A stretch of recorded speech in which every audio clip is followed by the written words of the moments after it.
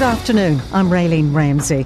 This is your afternoon news fix for Thursday, the 16th of April. 2 people have died after becoming stuck under a bank in Kawerau's Tarawera River today. Police found the pair dead after emergency services were called about 11:30am. The deaths will be referred to the coroner. A local at the scene says a rescue helicopter has left and a hearse has arrived. They say it's understood the young people were playing near the bank, which gave way. The government's taking a knife to the warrant of fitness regime.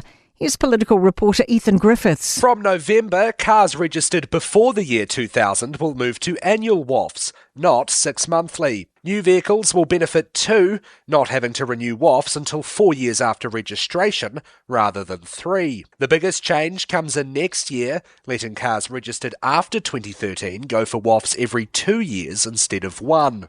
Transport Minister Chris Bishop says this will save Kiwis as much as $4 billion over 30 years.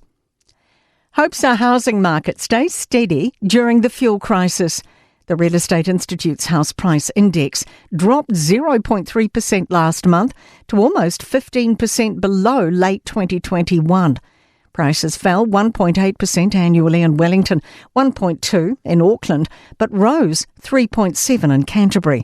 CEO Lizzie Riley says there's precedent for staying static during international crises. Back to the Ukraine war, back to the Gulf War, and the housing market actually didn't seem to be affected in New Zealand particularly. Labour leader Chris Hipkins says he's spoken to his revenue spokesperson, who's described a lobby group's release on taxes as having really good suggestions. The report from Tax Justice Aotearoa called for comprehensive taxes on capital gains and wealth.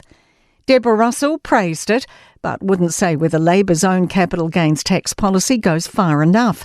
Hipkins says the party's position is clear. I think her wording could have been clearer, but I also think they're being desperately misrepresented by the National Party, who are frantically trying to talk about anything other than their own woeful track record.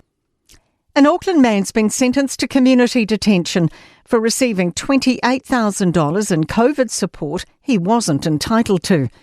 Shelvin Kavish Swami applied for a small business loan in 2020 for a registered company not doing any work. In the next 2 years, he applied for payments for another business. Most of the money has been repaid. Marlborough's mayor is pleased the Cook Strait Ferry replacement project is coming together. The council's consulting on whether to borrow to support Port Marlborough's multi-million-dollar co-investment in upgrading Picton's port for new ferries arriving in 2029. The loan would be repaid with interest, and the council will get an annual dividend from Marlborough Port. Nadine Taylor says it's a relief to get here.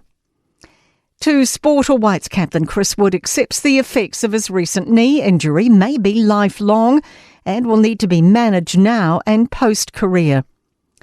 Coach Whitney Hansen is rolling out the same 23 for the Black Ferns' second Pacific Four contest this weekend, saying the World Cup semi-final rematch against Canada is no place to experiment. Despite naming Mitch Barnett on the extended reserves bench for Saturday's NRL clash against the Titans, Warriors coach Andrew Webster says his co-captain's thumb injury may still keep him from the field. That is your latest news fix. We'll be back with the next update tomorrow morning from the Newstalk ZB newsroom.